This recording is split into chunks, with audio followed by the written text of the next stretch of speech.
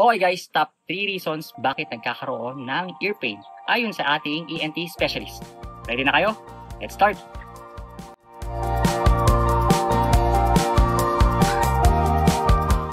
Yan, may madalas na magpunta na pasyente sa amin. Yung talagang konsulta is sakit ng tenga.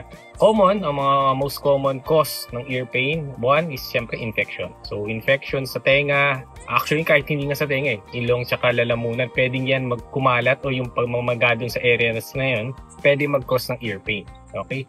Number 2, tutuli.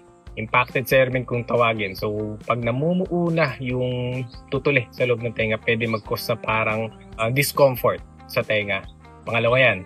At pangatlo, yung naririnig nilang mga pressure, pang may pressure sa tenga, discomfort yun So, pwede mag-cause ng pain yun. Ibig sabihin, nag-iiba yung pressure sa labas ng tenga, pati dun sa loob ng tenga. Yung iba, tinatawag yung barotrauma. So, yun yung mga usual reasons kung bakit nagkakos ng pain, ear pain sa mga pasyente na maganda makita ng espesyalista o ng ENT.